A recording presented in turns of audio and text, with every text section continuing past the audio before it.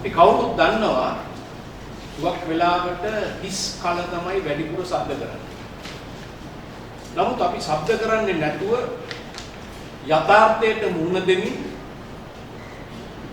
අපට අපේ සීමාවන් කරන්න පුළුවන් කටයුතු තමයි මේ ප්‍රධාන බුද්ධ සමිති 4 පෞද්ගලික කාලෙදී කටයුතු කරනවා. මාර්තු මාසයේ 11 වෙනිදා අගමැති මහින්ද රාජපක්ෂ මහත්මයාගේ ප්‍රධානත්වයෙන් සාකච්ඡාවක් පැවැත්වුණා. ඒ සාකච්ඡාවට පැමිණි ඇඟලුම් කර්මාන්ත කම්කරුවන්ගේ ඇඟලුම් කර්මාන්ත හිමියන්ගේ සංගමයේ ඉල්ලීමක් කළා. මේ මාර්තු මාසයේ 11 වෙනිදා. මොකක්ද ඉල්ලීම? අගමැතිතුමාණෙනි දැනට මේ රටේ නීතියක් තියෙනවා ස්ත්‍රීන්ව පැය 60කට වැඩිය අතිකාල සේවය යොදවන්න බැරි ඒක අපිට වැඩි කරලා ඕන. මාසෙකට පැය 60යි වැඩ ගන්න පුළුවන් අතිකාල ඒක ටිකක් වැඩි කරලා ඕන. අගමැතිවරයා ඇහුවා කොච්චර ඕනේ? පැය 90ක් 100ක් විතර. ඒක කියලා ඉවර වෙන්න හම්බුනේ නැහැ. කම්කරු කොමසාරිස්වරයා පැනලා කියනවා දැනට තියෙන නම් 60යි. නමුත් කැබිනට් මණ්ඩලයේ තීරණයක් දෙනවා නම් ඒක 60 වැඩිම කරන්න පුළුවන්. අපි අගමැතිවරයාට ලියුමක් ලිව්වා 13 වෙනිදා මාර්තු මාසයේ. ස්ත්‍රීන්ට තියෙන කාරණාවල් පිළිබඳව දැනුවත් භාවයක් නැත්නම් මතක තියාගන්න. ඒගොල්ලන්ට පැය 8ට අමතරව අපි දන්නවා අපේ ගෙවල් වල මේ ස්ත්‍රීන්ට වැඩ කරන්න කාලයක් නැහැ. වෙලාවක් නැහැ. දවසට තියෙන පැය 24න් පැය 15ක් 20ක් විතර ස්ත්‍රීන් වැඩ. එතකොට වැඩ කරන ආයතනයක වැඩ කරන ස්ත්‍රීන් එතන වැඩ කරලා ගෙදර වැඩ කරන්නත් තියෙනවා දරුවන්ගේ සහ ස්වාමියාගේ සහ ගෙදර වැඩ කටයුතු. එතකොට අගමැතිවරයාට මේවා පිළිබඳව යම්කිසි ආකාරයකට දැනුවත් භාවයක් ලබා දෙන්න අපි 13 වෙනිදා මේ සාකච්ඡාව කියලා දවස් දෙකකට පස්සේ අපි ලියුවා. ඊළඟට අගමැතිවරයාට නැවත ලියුවා මාර්තු මාසයේ 23 වෙනිදා. ඒකට අමතරව මේ කම්කරු ඇමතිවරයාට මේවා පිළිබඳව කරුණු සහිතව ලිපි ලේඛන යවුවා. හැබැයි අපේ රටේ සදාචාරාත්මක භාවය නැහැ. ලිපියක් යවුවාම ලිපිය ලැබුණාවත් කියලා කියන්න මේ රටේ තියෙන අමාත්‍යාංශ වලට හෝ ඇමතිවරුන්ට අගමැතිවරයාටත් නැහැ. සමහර වෙලාවල් වලට ජනාධිපති කාර්යාලයෙන් නම් ලිපිය ලැබුණයි කියලා උත්තරයක් ලැබිලා තියෙනවා. ලිපිය ලැබුණා. එහෙම නැත්නම් ඒ ලිපිය කර්තව්‍ය අමාත්‍යාංශයට යොමු කෙරුවයි කියලා. ජාතික වැටුප් කොමිෂන් සම්බන්ධවත් ජනාධිපති කාර්යාලයේ මැදිහත් වෙලා ඒක ගැන කටයුතු කරලා දැන් කියලා තියෙනවා ඒක මේ කම්කරු අමාත්‍යාංශයට යොමු කරලා තියෙනවා.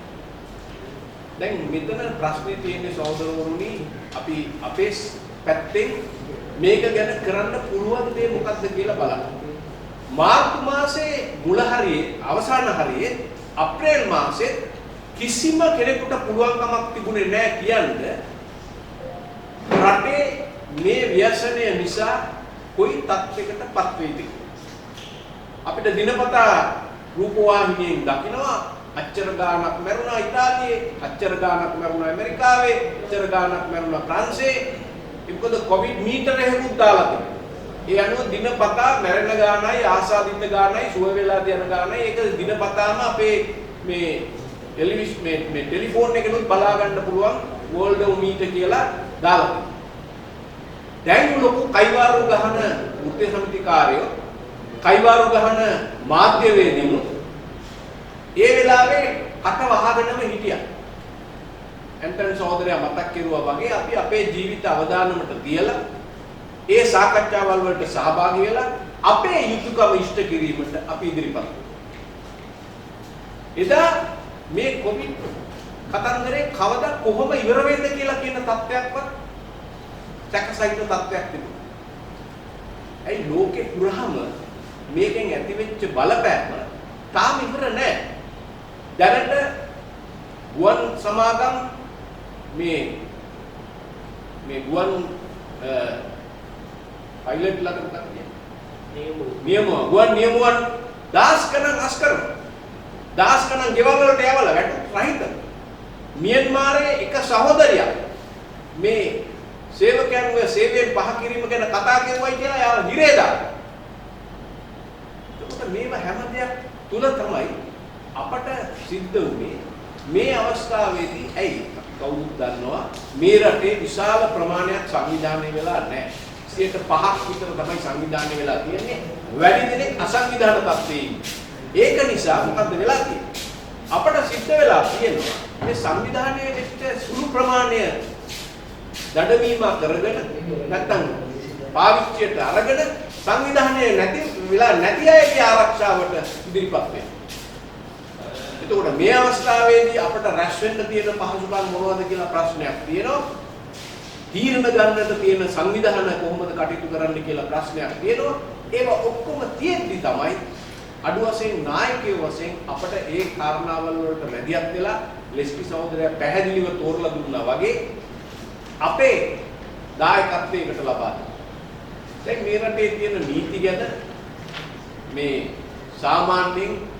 සාමාන්‍ය කෙනෙකුට අවබෝධයක් කොච්චර තිබුණත් වැඩ කරන මිනිසුන්ට තියෙන අවබෝධය ඉතාම අඩුයි. කොච්චර පැහැදිලි කරලා තිබුණා.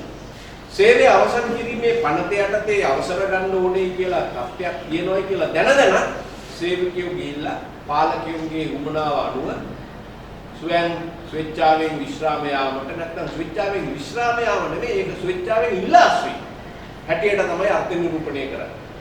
එතකොට ඒකෙදි අඩු ලංශුවකට සේවකයව තක්සේරු කරලා හැබැයි සමහර අයට අර ඉලක්කම් 6ක් දැක්කම ඇස් නිලංකාර වෙලා ඒක තමයි අපිට හිමි කියලා බාර ගන්න අවස්ථාවල් ලැබිලා තියෙනවා කියලා තමයි කනගාටුවෙන් කියන්නේ. අපි සේවය සම්මේලනයේ චැම්පියන් නැත්නම් මේ හොඳම ආයතන හිමියන්ගේ සංවිධානය හැටියට අප්‍රේල් 6 වෙනිදා ලියුමක් ඉදිරිපත් කරනවා. ඒ ලියුම කියන කාරණාවල් විතරක් බැලුවොත් ඒගොල්ලන්ගේ අදහස පැහැදිලිව තේරුම් ගන්නට පුළුවන්. ඒගොල්ලන් කියන්නේ දැන් අවුරුදු 2ක් 3ක් තිස්සේම කියන්නේ මේ රටේ තියෙන කම්කරු නීති නිසා ආයෝජකයෝ ඉන්නේ නැහැ. අපි ලියලා ඇහුවා අපිට කියන්න කොයි ආයෝජකයද ඔහොම එන්න බෑයි කියලා කියන්නේ. ඕන් ආයෝජකේ නෙවෙයි ශ්‍රම මංකොල්ලකරු. ඒ ශ්‍රම මංකොල්ලකරුවන්ට ආධාර දෙන්නද තමුනාසලගේ සේවය සම්මේලනයේ තියෙන්නේ. ඊළඟට සේවය සම්මේලනය ඒක තව ටිකක් සංශෝධනය කරලා අප්‍රේල් 25 වෙනිදා ලියවිල්ලක් ඉදිරිපත් කරනවා පිටු 4ක අර 6 වෙනිදා ලියපු ලියුමේ පිටු 2යි අප්‍රේල් 25 ලියුමේ තියෙන පිටු 4ක් එක එක කාරණේ විස්තර කරනවා. මෙහෙමයි අපි බලාපොරොත්තු වෙන්නේ මෙහෙමයි අපි බලාපොරොත්තු වෙන්නේ. ඒකේ තියෙන කරුණු ඔක්කොම සැලකිල්ලට අරගෙන ඒ සාකච්ඡාවල් කීපයකදීම අපි වෘත්තීය සමිතිය හැටියට අපිට තේරුණා මේ එන්නේ පාලකයන්ගේ ඇත්ත වමනාව මේ වෙලාවේ කොවිඩ් දඩමීමා කරගෙන ඉෂ්ට කරගන්නයි. අපි කම්කරු දෙපාර්තමේන්තුවේ කම්කරු ඇමතිවරයාට ලිව්වා. සේවය සම්මේලනය කොවිඩ් දඩමීමා කර ගනිමින් කම්කරු අයිතීන් පැහැර ගන්නටයි මේ අවස්ථාවේ උත්සාහ කරන්න කියලා. උත්තර නැහැ. නමුත් සාකච්ඡාවලට සහභාගී වෙනකොට සේවය සම්මේලනයේ අධ්‍යක්ෂක ජෙනරාල්වරයා මේ ආයතන බංකොලොත් වේලා අපි අහුවා මාසයකට බංකොලොත් වුණා. අපි දන්නවා සමාජ සේවය කරන්න නෙමෙයි සමාගම් තියෙන්නේ කියලා. සමාගම් වල ලාභේ නැත්තම් සේවකයෝ වෘතු පිටින් පාරක දාලා සමාගම් වහලපු අවස්ථාවක් තියෙනවා. එතකොට සේවය සම්මේලනය අපිට කියලා මේ අවස්ථාවේ මේ COVID-19 නිසා අපට අපහසුකම් තියෙනවායි කියලා බලාපොරොත්තු සහ ඉල්ලීම මොකක්ද? වන්දි ගෙවන්නේ නැතුව සේවකයන් වාස් කරන්න. වන්දි ගෙවන්නේ නැතුව නැත්නම් වැටුප් ගෙවන්නේ නැතුව සේවකයන්ව ගෙදර තියන්න. ඒ වගේ කාරණාවල් ගණනාවක් තමයි සේවය සම්මේලනයේ ඉදිරිපත් කරගෙන තියෙන්නේ. ඒකට විරුද්ධව තමයි අපට සුළුතරයක් වුණා අපේ අදහස අනුව අපි ඒකට එකඟ වුණේ නැහැ. අපි වෘත්තීය සමිති 4ක් එතන හිටියා. 5ක් හිටිය අවසානයේදී අපි කතා කරලා අපි කිව්වා 20000ක් අඩු වශයෙන් පඩිය වශයෙන් ගෙවනවා නම් අපි ඒකට ලෑස්ති. නමුත් ඇමතිවරයා පැහැදිලිවම කිව්වා මේ ඇති වෙලා තියෙන තත්ත්වය කොච්චර කල් යයිද දන්නේ නැහැ. ඒක අපි සමාලෝචනය කරමු කාලයත් එක්ක.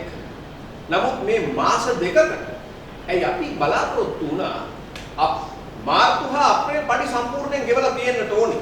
නමුත් දැන් අපි දැනගෙන තියෙනවා සමහර ආයතනවල විශේෂයෙන් සංවිධානය වෙලා නැති තැන්වල මාර්තු පඩියේ සමහර අය ගෙවලත් නැහැ. අප්‍රේල් මාසයේ පඩියුත් භාගයක් ගෙවලා තියෙනවා. ඉන්නේ මාර්තු අප්‍රේල් පඩි දෙකම ස්ථිරවම ගෙවන්න ඕනේ සම්පූර්ණ පඩි. අපි එකඟ වුණේ අපි ඉල්ලා සිටියේ 20000ක්. අවසානයේදී අපි 18500කට අවසාන ලාංඡුව තිබ්බා.